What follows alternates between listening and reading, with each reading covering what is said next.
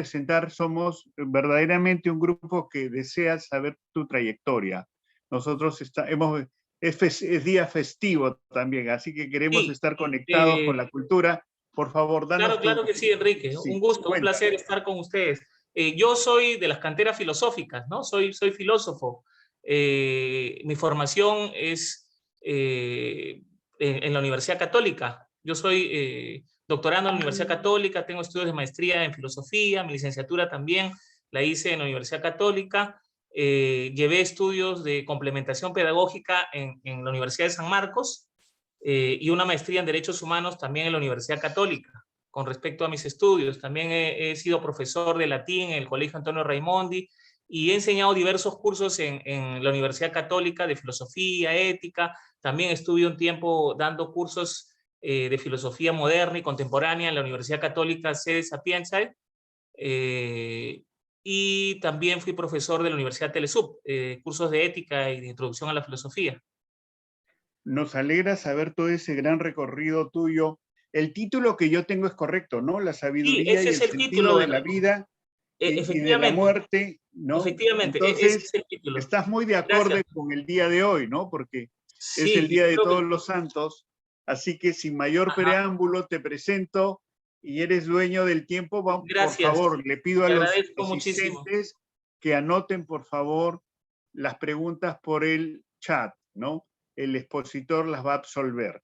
Tenemos lejos unos 45 minutos o 50 para escucharte. Gracias. Gracias, Adelante. Enrique. Gracias, un Gracias. gusto. Gracias. Efectivamente, el título de la conferencia que voy a presentarles hoy día es La sabiduría y el sentido de la vida y de la muerte. ¿Mm? Eh, Había entregado unas diapositivas, no sé si las pueden pasar, sería bastante ilustrativo. Si las pueden... Ya, tú pides apoyo para Igual, las... sí, igual yo tengo un texto, ¿no? Pero si pueden pasar las diapositivas, también ayudaría, ¿no? Perfecto, un ratito, por favor, ¿ya? Un Sí, ratito. claro. Voy a hacer las conexiones por acá.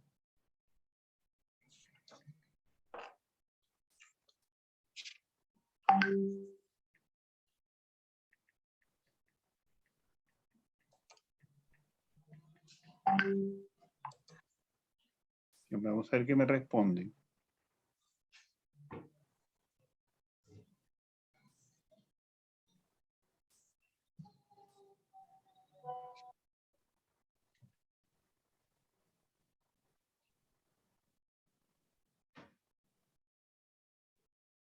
A ver, me dicen que van a poder. Vamos a ver. Un ratito. Ya, Enrique, no hay Ahí problema. está. Ahí está, por favor. Perfecto, gracias, muy amable, gracias. Ya, entonces la conferencia se titula efectivamente La sabiduría y el sentido de la vida y de la muerte. Y quiero comenzar esta exposición con unas citas que son bastante ilustrativas, creo, de el contenido del trabajo, ¿no? La primera es una cita, las dos primeras son citas de Séneca, ¿no? Un filósofo que leo desde que tenía 16 años, ¿no? Dice lo siguiente, la primera cita. Cada día morimos, cada día perdemos una porción de nuestra vida y hasta cuando crecemos, nuestra vida decrece. Es una cita de una obra de Séneca que se titula Cartas Morales a Lucilio, la carta número 24. La segunda cita, que también es de Séneca y de la misma obra, Cartas Morales a Lucilio, es la carta 71 y reza así, dice, Sócrates decía que la verdad y la virtud son la misma cosa, ¿no? Y la tercera es una cita de vamos a decirlo así, un documento mío, es un texto, un conjunto de textos que no están publicados, es un inédito, pero que escribí cuando era adolescente, ¿no? Dice lo siguiente, es triste vivir sin amigos, pero es más triste vivir sin la verdad profunda del ser interior. Comienzo entonces con la exposición, ¿sí? Palabras preliminares. La etimología presta sus servicios con respecto al origen histórico de las palabras. Nos ayuda a esclarecer el significado primigenio de un término, tal como fue usado por primera vez antes de cambiar su significado fruto de sus desplazamientos semánticos a causa de factores ambientales, culturales, funcionales o puramente circunstanciales y anecdóticos. Así, el vocablo sabiduría nos remite al verbo español saber, que a su vez proviene del verbo latino sapio, que significa saber y que tenía para los antiguos latinos un uso sensitivo, ¿no? Se podría entender como saborear, tener sabor, ¿no? Como también un uso racional, ¿no? En este sentido podríamos entenderlo como entender, valga la redundancia, tener inteligencia. Probablemente lo que querían ellos, ¿no?, los antiguos latinos, dar a entender mediante este doble uso del verbo sapio, del verbo latino sapio, es que para saber algo, una cosa cualquiera, es preciso saborearla, ¿no?, experimentarla, es decir, haberla vivido lo suficiente y descubierto en ella un sabor agradable, lo que equivale a decir un sentido valioso en ella para la vida. Por el contrario, la ignorancia, es decir, la falta de sabiduría, juicio o sensatez en las acciones, en la conducta, se dice en latín insapiencia. En castellano podríamos traducirlo como insapiencia, porque es lo insípido, ¿no? Este prefijo in que niega, ¿no? Insípido, de latín insípido, de latín insulsus, ¿no?, que se podría traducir al español como insulso, soso, necio, ¿no? Es decir, aquello que no tiene sabor, que carece de la sal de la vida, y que por ello, cuando es probado, no sabe nada, ¿no?, de saber, y no sabe a nada, es decir, no tiene ningún sabor, ¿no? No se puede degustar porque no tiene ningún gusto. Por eso, el ignorante, el que no sabe, porque no ha saboreado, porque está sin saber, ¿no?, in más sapio, se dice en latín insapiens, ¿no?, que significa en el castellano necio. Insapiens significa necio, insensato. De lo anterior, se puede deducir que el verbo saber no debe comprenderse solo en el sentido de comprenderse uno a sí mismo, ¿no?, sino también en el sentido de saborearse, sentir el sabor de o el gusto de uno a sí mismo, ¿no? Sin duda, se podría abordar el concepto de sabiduría desde varios enfoques o perspectivas, todos ellos válidos o legítimos desde el punto de vista de quien los defiende con sus razones y objetivos distintos. Así, podríamos hablar de por ejemplo, una sabiduría religiosa, política, cultural, práctica, etc. Sin embargo, en este caso, para la presente exposición, dada mi experiencia de vida, mis lecturas frecuentes y mis investigaciones y exploraciones académicas y personales de casi 3 décadas, abordaré este concepto desde la perspectiva del estoicismo, escuela filosófica perteneciente al periodo helenístico, ¿no?, que abarca desde el 323 a.C. aproximadamente al 31 a.C., y a la cual me siento adscrito y de la que soy un practicante de la mayoría de sus principios y preceptos éticos desde que era un adolescente y culminaba el 5º año de secundaria en el Colegio San Antonio Marianistas del Callao. La presente exposición se inicia pues con una presentación del núcleo sapiencial de la ética socrática y el de sus epígonos más emblemáticos, para concluir con una breve reflexión sobre el sentido de la vida en relación directa con la muerte, como certeza última y realidad inexorable de la vida misma. En primer lugar, se abordará el concepto de sabiduría con sus principales notas o características más relevantes. En segundo lugar, se desarrollarán los aspectos principales sobre el sentido de la muerte. En tercer lugar, se hará referencia a los aspectos destacados sobre el sentido de la vida, para finalizar señalando unas concisas conclusiones a manera de síntesis de todo lo anteriormente expuesto. 2. La sabiduría. Es cierto que la sabiduría es más un ideal, una utopía, algo por alcanzar desde nuestra imperfecta y finita condición humana, antes que una realidad tangible o algo fácilmente alcanzable. pero es un concepto ético que sirve de inspiración para realizar lo mejor de la humanidad, pese a su endeblez, limitaciones, vicios y defectos múltiples. La sabiduría no está en las palabras, sino en las obras, porque, cito un texto de Séneca, de Cartas Morales a Lucilio, la carta número 24, dice él, porque es verdaderamente vergonzoso aquello que tantas veces se ha reprochado, hacer filosofía de palabras, pero no de obra. Fin de la cita. Por eso una persona culta o erudita, o incluso muy inteligente, no alcanza a ser sabia, sino vive con virtud y coherencia moral. Los sabios, pues, constituyen las piedras angulares de la construcción de una humanidad moralmente superior.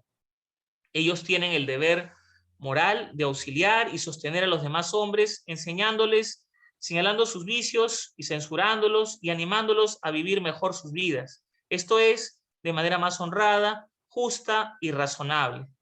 En consecuencia, el sabio está llamado a asistir a los más necesitados, tanto en el ámbito privado como en la esfera pública. Él debe dar ejemplo constante, sobre todo de libertad en su propia vida. 2.1. La herencia de la ética socrática en la sabiduría, según Séneca, Montaigne y Rousseau. Encuentro una similitud de fondo y un aire de familia en el carácter ético del concepto sabiduría en pensadores como Séneca, Montaigne y Rousseau. Para Séneca, la sabiduría consiste en llevar al hombre a desarrollar una férrea capacidad moral, un carácter que le permita sobrellevar las situaciones más adversas de la vida.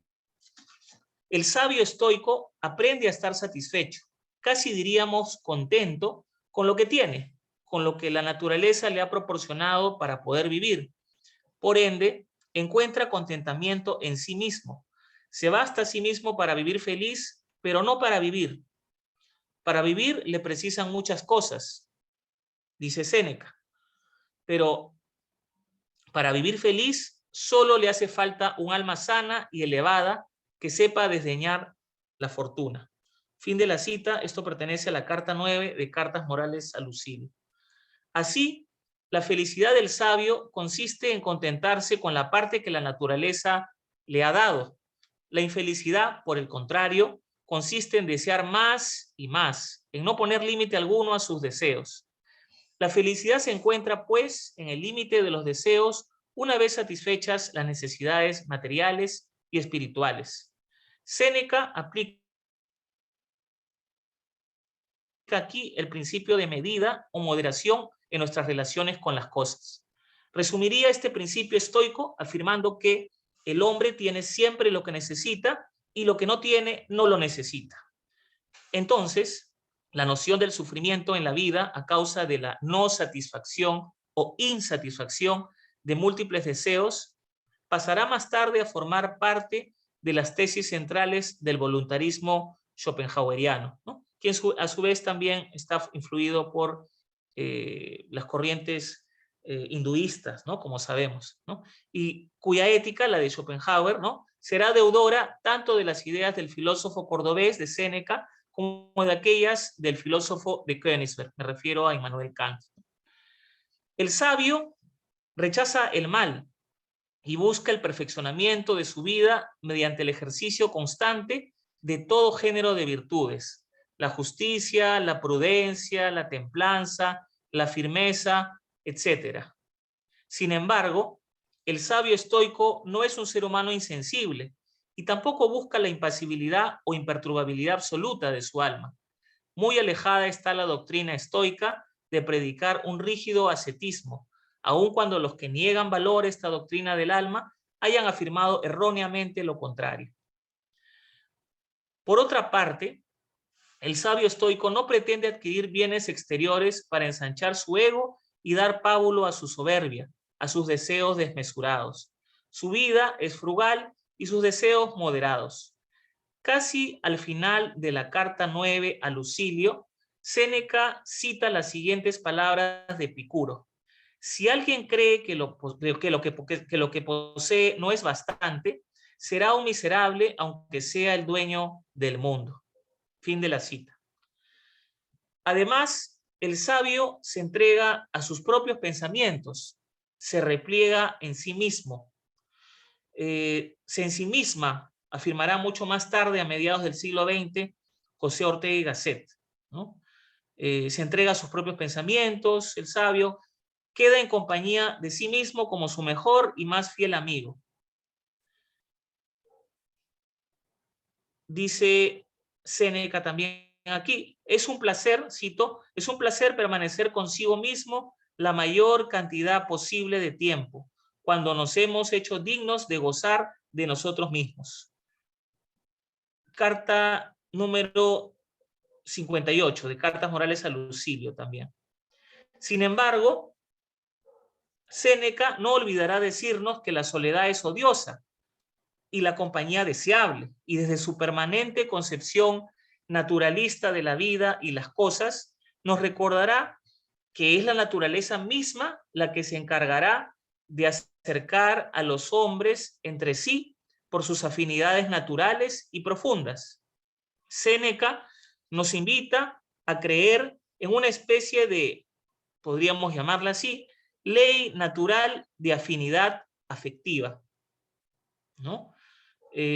No parece fortuito que Goethe, ¿no?, el novelista, el escritor alemán, se refiere a 17 siglos después, en pleno romanticismo alemán, a las, con expresión de Goethe, afinidades selectivas, ¿no?, basándose en los descubrimientos de la química moderna de su época en un sentido similar al del estoicismo, ¿no? Entonces, Séneca nos invita a creer en una especie de ley natural de afinidad afectiva entre los seres humanos, que hace que se conozcan y frecuenten entre sí, tarde o temprano, finalmente, quienes comparten sentimientos y pensamientos similares.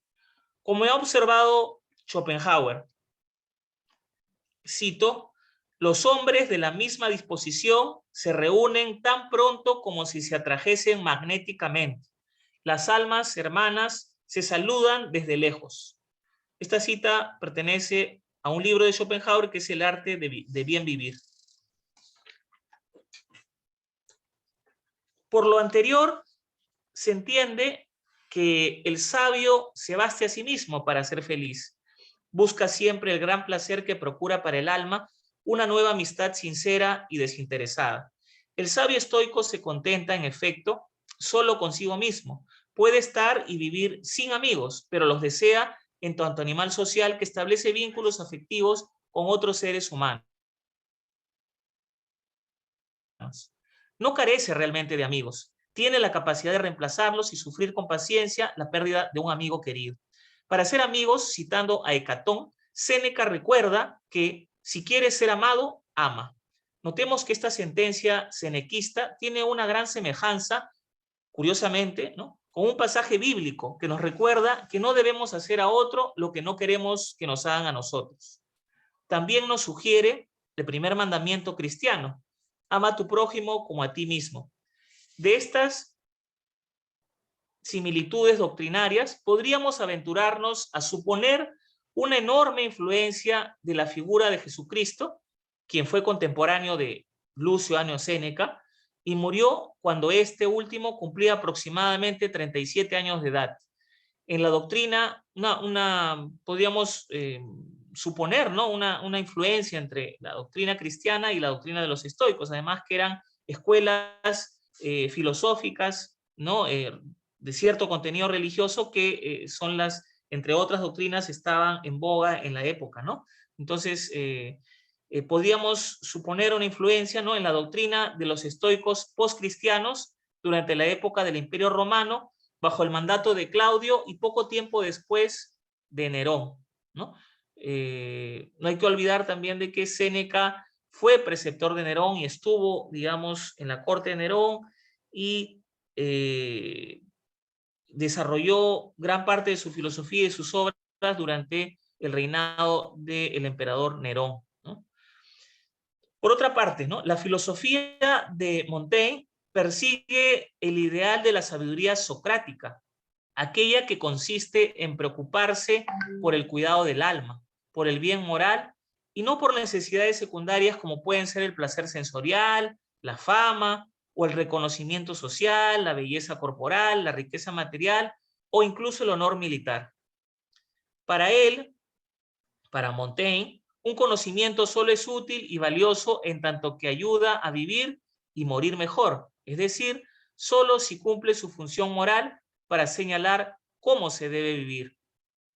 Cito: si estudio, sostiene Montaigne, únicamente persigo la ciencia que trata del conocimiento de mí mismo, instruyéndome a vivir y morir bien. Fin de la cita. En Montaigne, la sabiduría se relaciona con la felicidad y la virtud. De allí que el vivir bien se asocie con en el filósofo francés en un gusto por vivir la vida, en un gozo vital sin excesos dañinos por los placeres de toda índole. Pero a diferencia del filósofo griego, ¿no?, el filósofo francés no se sacrificará por el valor, me refiero a Sócrates, ¿no? El filósofo francés no se sacrificará por el valor comunitario de su polis o ciudad-estado, por su pertenencia a un colectivo mayor que justifique y que dé sentido a su propia existencia, sino que, iniciado ya el progresivo giro hacia la interioridad subjetiva, Montaigne, así como más tarde Rousseau a su manera, buscará vivir su propia vida conforme le dicta su conciencia y buscará obedecer a su propio modo particular de ser y de vivir antes que apelar a un sentido colectivo y cultural que garantice su existencia individual. Por otro lado, para Rousseau, la sabiduría también es concebida como la ciencia del saber vivir y de vivir conforme a principios morales. El tema fundamental de la reflexión rousseauiana que le acompañó a lo largo de su vida y de su obra es, sin duda, el de la moral. Esta es su única verdadera preocupación, o, por decirlo con mayor precisión, su preocupación central. Su objetivo es preservar las buenas costumbres, evitando así la corrupción en la conducta de los hombres, fruto de las nuevas relaciones en sociedad en una Europa ilustrada. Considera Rousseau que mientras más grande es una ciudad, más posibilidades tiene el hombre de corromperse porque aumenta su necesidad artificial de distinguirse, comparando su talento con el de otros y de buscar placeres inútiles en frívolos espectáculos que nos restan independencia y que solo nos alejan de nuestra verdadera naturaleza originaria. Rousseau defiende por ello la frugalidad, porque esta es mejor que la riqueza. La sencillez es garantía de mejores costumbres que el lujo y la ostentación, porque éstas estragan, ¿no?, dañan, perjudican las costumbres naturales. Así pues, Rousseau va a asociar frugalidad a vida austera, o mejor aún, a vida autosuficiente. Y esta vida autosuficiente se conforma con lo necesario, y lo necesario es lo que está más próximo al hombre en su estado natural. Y es obvio que la vida rústica o rural en el campo está más próxima al estado originario de naturaleza que la vida sofisticada de la urbe, que la vida en la ciudad. De allí su crítica a las grandes ciudades que él conocía, como Londres y sobre todo París, y su admiración por su tierra natal, Ginebra, pequeña y apacible ciudad de costumbres sencillas y austeras. Además, el pensador ginebrino entiende en su discurso sobre las ciencias y las artes de 1750 a la virtud como, cito, dice textualmente Rousseau, la virtud la entiende como una ciencia de las almas simples. Fin de la cita, ¿no? Rousseau entendía la virtud como una ciencia, textualmente, literalmente, como una ciencia de las almas simples. Fin de la cita. En ese discurso, ¿no?, en el discurso sobre las ciencias y las artes de 1750, Rousseau defiende la nobleza, la sencillez, la ingenuidad, la inocencia. Pero, ¿qué personajes son inocentes? Los niños son inocentes. Los hombres salvajes también lo son. Las mujeres del campo, las mozas y los mozos en los bailes públicos participan también de una alegría inocente. Ninguno de ellos ha sido dañado aún por las malas costumbres de las grandes ciudades, de la civilización.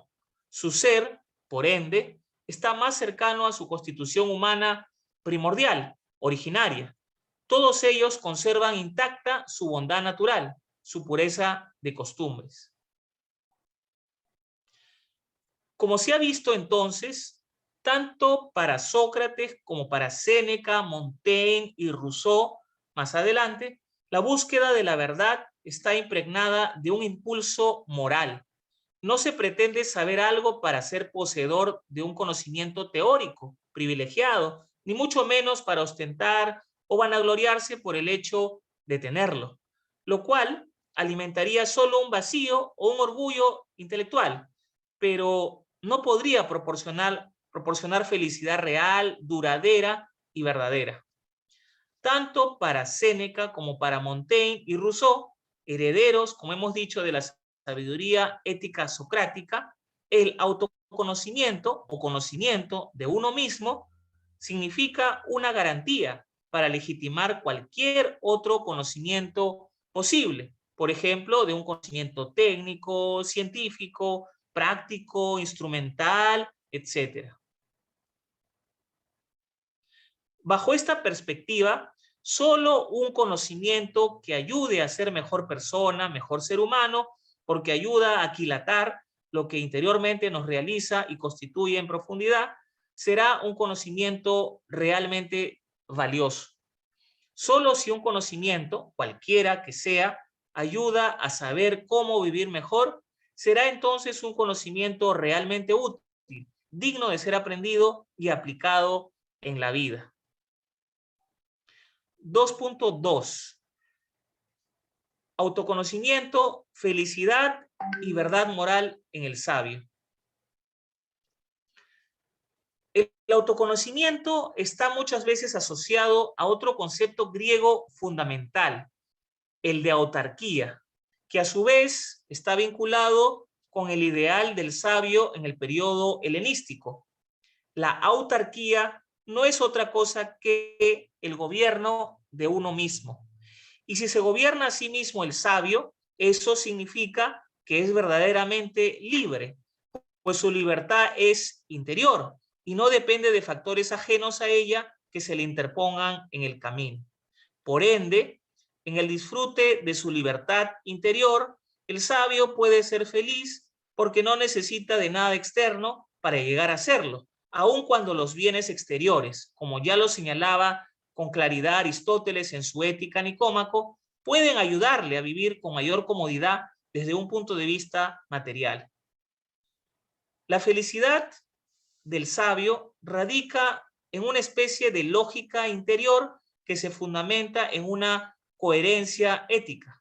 Puede llegar a ser feliz y de hecho serlo, porque basa su felicidad en sí mismo y no en bienes externos ajenos a su voluntad. El sabio estoico se basa entonces a sí mismo para ser feliz. Y lo es porque al estar en paz consigo mismo, en su fuero interno, al tener la verdad moral que proporciona una vida moderada y justa, no existe daño que, aunque le sobrevenga, pueda realmente afectarle.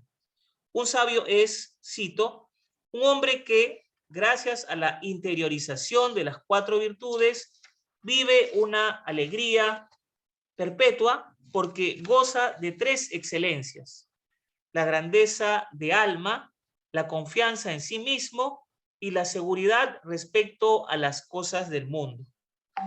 Fin de la cita. Esta es una cita de Paul Bain, que es un estudioso del pensamiento de Séneca, y el título de la obra es Séneca y el estoicismo. Es una obra de Paul Bain que se titula Séneca y el estoicismo. Aludiendo a esta verdad moral del sabio, Montaigne afirma que, cito, la vía de la verdad es una y simple, la del provecho particular y la de la comodidad de los negocios que a cargo se tienen, doble, desigual y fortuita. Fin de la cita. La cita pertenece a la obra de Montaigne, Ensayos, el libro 3, capítulo 1. El sabio, agrega Montaigne, puede vivir contento estando solo consigo mismo incluso en la multitud de un palacio, y cuando sea posible, preferirá huir de la multitud.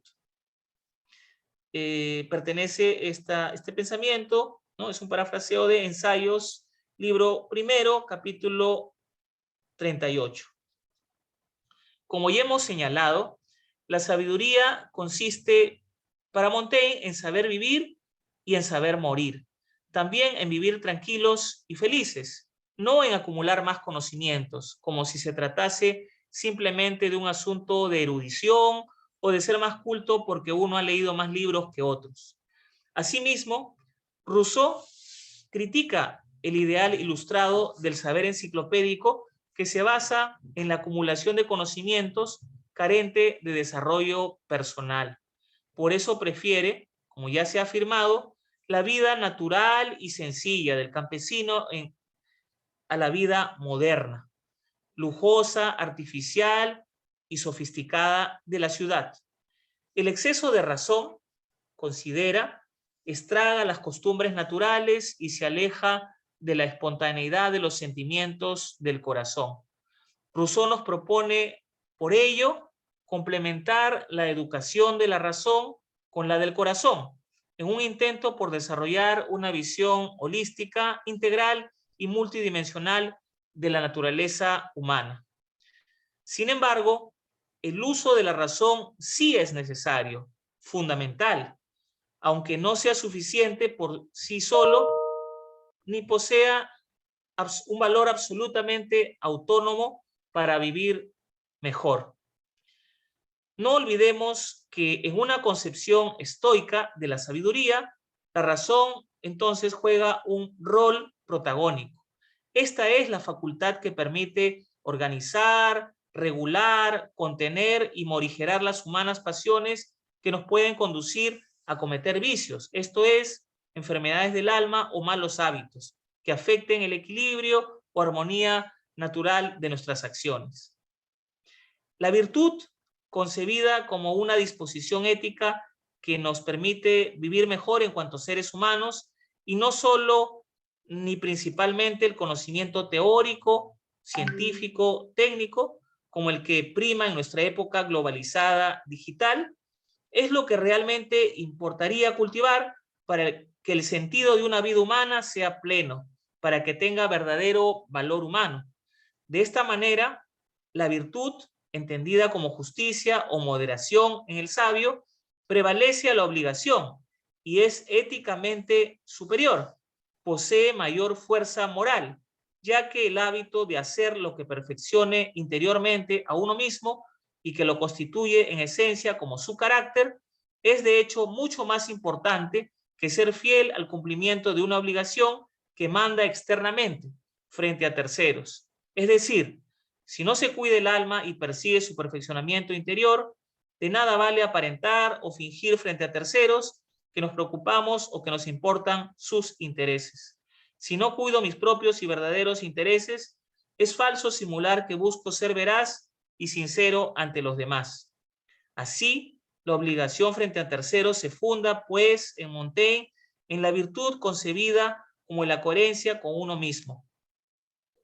Y mutatis mutandis, esa parece ser la misma lógica que diferencia la conducta autónoma de la heterónoma y que le permite a Kant fundar su ética de leyes morales universales y absolutas, casi 3 siglos más tarde, en la primacía del imperativo categórico en los actos morales.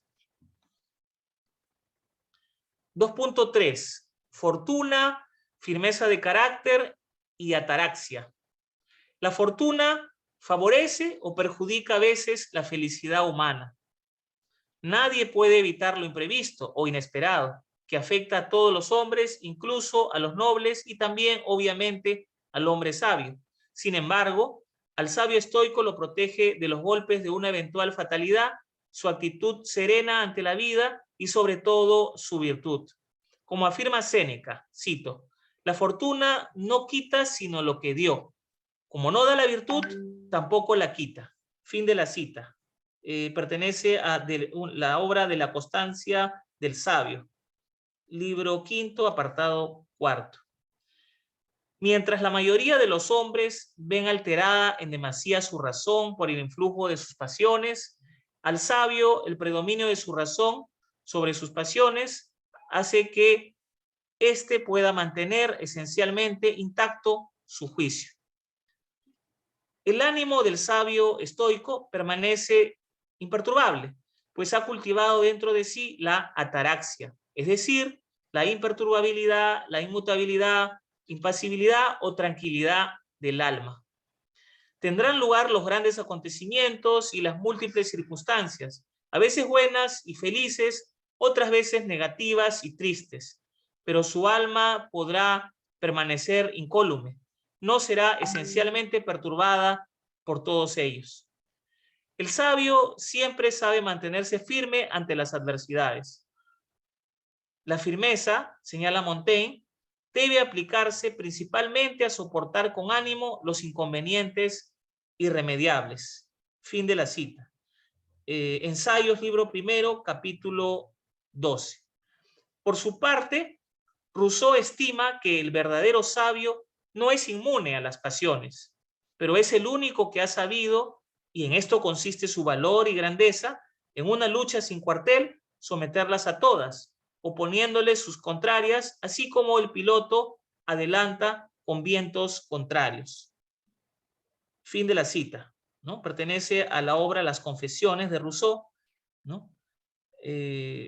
Una obra prácticamente autobiográfica de Rousseau, ¿no? La ataraxia es, pues, la actitud que ha logrado desarrollar el sabio y que le permite afrontar exitosamente, ¿no? Salir airoso de las distintas circunstancias de la vida. Su fortaleza de carácter le sirve como escudo protector existencial ante las adversidades. El sabio estoico sabe mantener el equilibrio, el orden en su vida.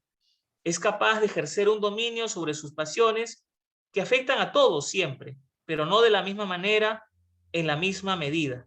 Y así no permite que su vida vaya al garete y convertirse en un títere de las mismas. Él sabe administrarlas o gestionarlas, como diríamos hoy, según la jerga empresarial en boga, ¿no? Este verbo gestionar que utilizamos continuamente, ¿no?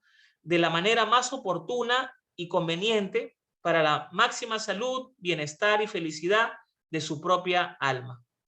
Sabe también afrontar con serenidad los reveses de fortuna y cualquier adversidad que es convertida por él en ocasión para fortalecer su propia alma.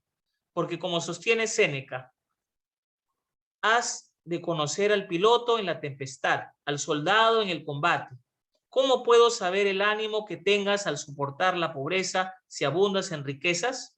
¿Cómo puedo saber la constancia que tengas ante la ignominia y el odio popular si envejeces entre aplausos, si te sigue el favor del pueblo, irresistible y fácil por cierta inclinación de la mente? La cita pertenece a la obra de Séneca titulada De la Providencia. Fin de la cita. Las cosas difíciles, las circunstancias adversas, por ende, deben ser un motivo para fortalecer el alma y cultivar así el coraje como virtud moral. 2.4. Congruencia moral y templanza. Otra forma en que se expresa una actitud sabia es la que corresponde a lo que puede entenderse como coherencia o congruencia moral entre la palabra y la acción. La unidad existencial entre la teoría y la práctica, al deber moral con uno mismo en las acciones de la vida cotidiana. En el mundo antiguo griego y helenístico no existía una separación real entre el pensamiento y la palabra. Así se atestigua en el caso del término griego logos, que significa tanto, por un lado, palabra, entendida como discurso, verbo, cuanto, ¿no?, por otro lado, en una segunda acepción, también significa pensamiento, ¿no?, razonamiento o argumento. Esta unidad triádica de palabra, pensamiento y acción supone, pues, una congruencia existencial en el núcleo ético interior del ser humano. Por esta razón, en el mundo griego antiguo y también en el ideal humanista renacentista de Montaigne, así como en otros pensadores posteriores como Rousseau, Schopenhauer y Emerson, por ejemplo, prevalecía la integridad ética entendida como la coherencia existencial entre lo que uno dice, piensa y hace en las diferentes circunstancias y acciones de la vida cotidiana. En palabras de Séneca, cito, es deshonroso decir una cosa y sentir otra, y mucho más aún escribir una cosa y sentir otra. Fin de la cita. Cartas Morales a Lucilio, carta número 24. Como ya se ha dejado ver con bastante claridad en el pensamiento ético de Séneca y Rousseau, la templanza, moderación o frugalidad en las costumbres, también es otra de las características esenciales de la vida del sabio, tal como consta en la vida de figuras históricas importantes como Jesús y Sócrates, que han servido de inspiración a muchos pensadores posteriores. Siendo honestos, la moderación o templanza ha sido una virtud asociada a la figura del sabio desde tiempos muy antiguos. Platón ya consideraba esta virtud en su República un requisito imprescindible en su programa de estudios para la educación del gobernante filósofo. En tiempos homéricos y en textos de la tragedia griega, también es valorada la templanza como una cualidad esencial para la vida del sabio. También se constata así, como ya se ha expuesto, en Séneca, Montaigne y Rousseau, quienes tampoco se apartaron jamás de este ideal ético que considera que el término o justo medio, como lo consideraba Aristóteles, o la aurea mediocritas en latín, como lo llamaba Horacio, es el comportamiento más adecuado en cualquier circunstancia de la vida. Apartado tercero, el sentido de la muerte. 3.1. Una muerte digna o la posibilidad del suicidio. Más importante que meramente vivir, actividad común a todos los seres vivientes en general, es saber morir. Por eso, no podría haber una vida humana plena sin una muerte digna. A diferencia de los demás seres vivos, el ser humano sí puede decidir cuándo, cómo y por qué morir, aunque ciertamente sus creencias religiosas, por ejemplo en el cristianismo, puedan ofrecerle motivos suficientes para seguir viviendo en contra de su propia voluntad o deseo, o incluso soportando dolor y sufrimientos innecesarios. Con esto no se pretende afirmar de ningún modo que los seres humanos busquen su propia muerte como si quisieran eliminarse ellos mismos al menor inconveniente o problema. Los seres vivos buscan naturalmente vivir todo el tiempo que sea posible. Está inscrito en su propia condición biológica. Aquí nos referimos a un tema cultural y a un acto consciente y voluntario del que un ser humano sí puede responsabilizarse y decidir así no solo sobre el sentido de su vida, sino también sobre el fin o término de la misma, la muerte. El sabio, sostiene Séneca, no vivirá tanto como sea posible, sino tanto como deba. Él considera dónde tiene que vivir, con quién, qué cosas debe realizar. Siempre piensa en la calidad, no en la cantidad de la vida. Si le acaecen cosas molestas que enturbian su tranquilidad, es él quien sale de la vida sin vacilar y quien debe dilucidar con diligencia si ha de acabar o no con su vida. No teme que la muerte signifique para él un gran daño. Cito, morir más pronto o más tarde no tiene importancia. Lo que sí la tiene es vivir bien o mal. Y es, ciertamente, morir bien, huir del peligro de vivir mal. Fin de la cita. Cartas Morales a Lucilio, carta número 70. En consecuencia, solo una muerte digna puede garantizar que la vida de una persona ha valido la pena, que la existencia humana logra su fin último de la mejor manera posible para un ser humano, racional y libremente. 3.2. El menosprecio a la muerte. Es insensato temer a la muerte, pues en realidad estamos muriendo continuamente, a cada instante. Como afirma Séneca, con una retórica límpida, la vida se nos va gota a gota. Carta 70 también. Como es un hecho, una realidad inexorable que dejaremos de ser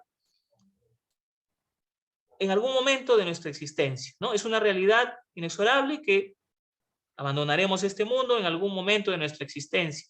No tiene por ello sentido aferrarnos a la vida, porque lo que importa no es meramente vivir, sino vivir bien. Y es precisamente esta posibilidad humana de vivir bien lo que le otorga un sentido auténtico a la vida, como analizaremos luego en el último apartado sobre el sentido de la vida. Tampoco hay que apurarse y adelantar la muerte antes de tiempo, fabricando falsos temores en torno a ella. Es de mozos temer cosas leves y de niños temer cosas falsas. Aconseja al sabio estoico abandonar el alma de niño y disponerse a morir como un verdadero varón. Uno debe preparar la vida para la muerte porque desde el día en que nacimos caminamos hacia ella. Somos, en expresión heideggeriana, seres para la muerte. Sein zum Tode, afirma el filósofo alemán. Esta es la única certeza de nuestra condición finita y contingente, la única seguridad que podemos tener en vida. Por ello, la muerte puede ser vista también como un refugio seguro. Es una empresa grande vencer a alguien en una disputa, pero es algo todavía mucho más grande vencer a la muerte. Lo más terrible no es, pues, la muerte misma, sino el temor a la muerte, porque siendo esta un fenómeno humano natural e inexorable, es una exageración, un acto irracional temerla como si fuera algo malo en sí mismo, cuando en realidad no estamos en condiciones de saberlo. Este tipo de reflexión es clásica y está tomada de la reflexión que hace Sócrates y que presenta, ¿no? Y que deja a la posteridad Platón en su famosa obrita que hemos leído, creo que casi todos los estudiantes de filosofía y creo yo que muchos estudiantes universitarios, esta obra famosa, célebre, Apología de Sócrates, de Platón, ¿no? Ahí hay una reflexión sobre por qué no es posible necesariamente considerar la muerte como algo malo, ¿no? Ahí Sócrates defiende el hecho de que, a pesar de que está condenado a muerte, el hecho de morir no habría que necesariamente considerarlo como algo malo en sí mismo, porque ni siquiera podríamos tener una seguridad sobre lo que es la muerte en sí, ¿no? Sin embargo, como escribe Séneca, cito, aún cuando la razón nos persuada que hemos de poner fin a nuestra vida, no hemos de tomar ímpetu temerariamente, de golpe. El hombre sabio y fuerte no tiene que huir de la vida, sino que sabe salir de ella. Cartas Morales a Lucilio, carta número 24. El filósofo cordobés le aconseja a su amigo Lucilio, a quien se ha propuesto iniciar en los preceptos de la escuela estoica a través de sus numerosas cartas, evitar una terrible pasión que ha seducido a muchos, el afán de morir. Esa inclinación desordenada hacia la muerte que ha dominado tanto a varones incorruptibles como a los hombres cobardes. Y finalmente, el cuarto apartado, el sentido de la vida. 4.1. Tiempo libre para la realización de uno mismo. El ocio que promovían los antiguos filósofos griegos como parte fundamental de la vida intelectual es indispensable para disfrutar de un tiempo oportuno, para leer, culturizarse, aprender, para cultivarse interiormente, no solo para adquirir bienes materiales, consumir productos, trabajar sin descanso para ganar más dinero, para gastar y consumir más sin cesar. El sabio sabe cómo escapar de este círculo vicioso de la esclavitud humana para vivir en el contexto de un círculo virtuoso de la liberación y realización personal que le permite disfrutar a cada momento de lo que hace, porque hace lo que realmente quiere como ser humano, lo que hace florecer sus talentos naturales. En este círculo virtuoso, el ser humano no es ya engranaje más de una inmensa maquinaria impersonal que pone en movimiento la sociedad moderna, sino un ser humano único, valioso, irrepetible, original, capaz de crear, de pensar, de sentir, sin vergüenza ni prejuicios, de expresarse con total libertad, sin miedos ni apegos nocivos. Y finalmente, 4.2, libertad interior y crecimiento espiritual. Lo que otorga verdadero sentido a la vida humana es saber vivirla. Y solo puede saber vivirla quien de hecho se esfuerza por vivirla bien. Pero ¿cómo se logra eso? ¿Qué puedo hacer para vivir así? ¿Qué debo hacer? Para ello es necesario lograr vivir en libertad, con moderación, evitando los excesos y sobre todo practicando la virtud en todo momento. La virtud, bien esencial del sabio, está en él mismo y por eso no puede perderla y nada ni nadie puede arrebatársela. La libertad, así como la virtud, es el resultado del esfuerzo humano, de la actividad moral. El alma del sabio es libre porque es dueña de sí. No admite factores externos que la condicionen o limiten. De lo anterior se sigue que la felicidad para el sabio consista entonces en el cultivo de la virtud, pues este es el camino o vía por el que logra su liberación interior y por ende su mayor crecimiento espiritual como ser humano. Y este nivel de desarrollo evolutivo es necesario si es que apreciamos en un mundo con gente inteligente, con gente buena, pacífica, en la que podamos confiar, ser solidarios y colaborar en proyectos de mayor crecimiento espiritual mutuo en beneficio de la sociedad en su conjunto. Si es que aborrecemos la guerra, el crimen, la corrupción, la delincuencia, la discriminación en cualquiera de sus formas y somos amantes de la paz y el amor entre los seres humanos como formas de crecimiento espiritual auténtico, no tenemos otra opción que depositar nuestra confianza en el poder de la razón filosófica para cultivar una actitud sabia ante la vida y sabia ante la muerte, como su culminación inexorable y natural, como posibilidad de asumir responsablemente cada uno de nuestros actos. Y finalmente, 5, unas breves conclusiones finales. Existe, pues, una innegable herencia socrática en el concepto de sabiduría que comparten pensadores como Séneca, Montaigne, Rousseau, entre varios otros más.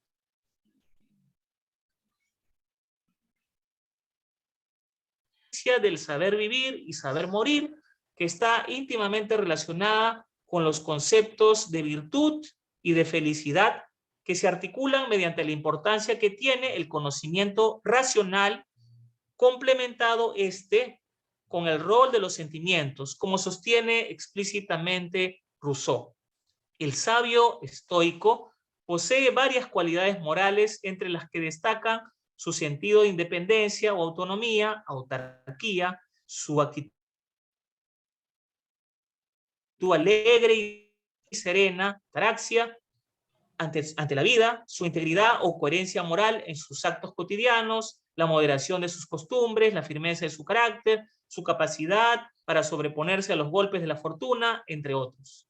La muerte es una condición humana inexorable, una certeza existencial que no debe ser temida, sino afrontada con valor y serenidad, ya que el ser humano es el único ser vivo capaz de decidir sobre cómo y cuándo poner fin a su vida en caso de ser necesario, para evitar un sufrimiento inútil o porque libre y responsablemente considera que carece de sentido prolongar su vida por más tiempo. La vida se realiza en la dimensión temporal, por lo cual el tiempo que uno se concede a sí mismo con libertad permite que podamos realizarnos en cuanto seres humanos. Por eso, no parece posible llegar a ser verdaderamente felices y hacer significativo y valioso el conjunto de nuestra vida solo desde una visión extrínseca, predominantemente materialista, cuantitativa o instrumentalista. Por último, el sentido de la vida no puede entenderse sin conceptos éticos clave como son la felicidad, la virtud y la templanza, porque estos permiten no solo el desarrollo corporal, físico o material, sino fundamentalmente un crecimiento espiritual que haga que todo el potencial humano pueda desplegarse sin cortapisas. Muchas gracias. Muchas gracias a ti, Víctor Andrés. Ha sido un tema verdaderamente importante. Creo que hemos estado atentos. Nos has ilustrado sobre este gran tema. Vamos a ver si tenemos preguntas en el chat.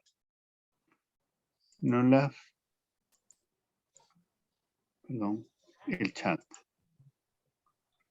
Creo que no se puede, no puedo usar el audio, nos dices tú. Por favor, les rogaría, tenemos unos minutitos para las preguntas, que las vayan escribiendo. Yo voy a lanzar una pregunta mientras que nuestros asistentes elaboran la suya. Víctor Andrés, nos has hablado de la posición ante la muerte desde Occidente, ¿verdad? O sea, tus fuentes son Rousseau, son o Sócrates, son de Occidente. ¿Difiere algo eso con el pensamiento andino o con las creencias de nuestros paisanos, o digamos, quechuas? ¿Crees que hay ahí otra visión? ¿Me No has soy... captado? Sí, entiendo la pregunta. La interrogante me parece muy interesante, muy sugerente. No me he puesto a pensar realmente desde el punto de vista de la cosmovisión andina. No soy, creo, la persona más indicada para pronunciarme sobre las creencias sobre la muerte. Tal vez alguien sea más indicado, pero... Lo digo, sí, sí, lo digo por los mitos, ¿no? Ellos tienen otros sí, mitos que no son sí, los griegos, por cierto, entonces claro. creen de manera un poco circular la cosa, ¿no? O sea, que todo comienza y de nuevo comienza. Por ejemplo, podrías de repente concretar más tu inquietud para poder de repente Sí, comentar. lo único que pasa es Enrique, que, a ver, sí, vamos a ver si ya tenemos, no, sí. no tenemos, pero lo último que sí me gustaría que nos ilustres es esta época moderna que es más tánatos que eros, ¿no? Porque los videos, las películas, la filosofía, me estoy hablando de esta sociedad del cansancio, ¿no? De esta sociedad de este tiempo contemporánea. Ajá. ¿Crees que sea, que tenga un énfasis más en lo tanático que en Eros? Yo no me atrevería a pensar eso exactamente. Más bien lo que creo es de que en Occidente lo que está primando más, y creo no de manera positiva, es un cierto morbo, ¿no? Digamos, la muerte, el sufrimiento. Lo digo porque, por ejemplo, incluso a través de WhatsApp, ¿no? El WhatsApp me parece un tópico que se podría muy bien aprovechar filosóficamente. ¿Por qué lo digo? Porque en WhatsApp circula todo tipo de videos sin ningún tipo de censura, ¿no? Entonces, fruto de nuestra libertad adquirida en Occidente, ¿no? Fruto de la ilustración europea, curiosamente, pero hay unos videos que yo soy una persona, creo que me considero bastante abierta de mente, pero sin embargo debo reconocer que hay unos videos bastante crueles, ¿no? O sea, que demuestran una crueldad y circulan, ¿no? Entonces circulan y no sé en qué sentido eso pueda tener algún valor positivo. Pueden en algunos casos ser trucados o no trucados, pero me parecen de una extrema crueldad realmente, ¿no? Entonces, por ahí podría estar de acuerdo contigo de que habría un cierto énfasis en Thanatos, ¿no? Pero yo creo que igual el tema de Eros sigue presente, ¿no? Porque de alguna manera la manifestación de la sexualidad a partir de Occidente, digamos, la apertura, digamos, que se ha dado en Occidente, permite que Eros también funcione, ¿no? Más bien yo lo que veo es un tratamiento algo morboso del tema tanático, ¿no? Bueno, entonces, Víctor Andrés, nos has ilustrado con tus puntos de vista occidentales, porque nosotros somos occidentales. Ciertamente, La ciertamente. academia es occidental, y entonces te damos enteramente las gracias. Como A verás, ustedes por la oportunidad. no, nos ha encantado ese tema, muy, muy sugerente para pensar que hay que seguir dando gracias a la vida y apostar por ella. Muchas Carpe diem, gracias. carpe diem. Sí. Entonces, estamos muy reconocidos contigo. Muchas gracias. Le decimos Un a gusto, nuestros... un gusto. Sí, le decimos a Gracias. nuestros asistentes que no se vaya, todavía nos falta un stand-up, ¿no? O sea que voy a pasarlo a anunciar dentro de unos instantes. No sé si quieras agregar algo, Víctor Andrés. Sí, de repente...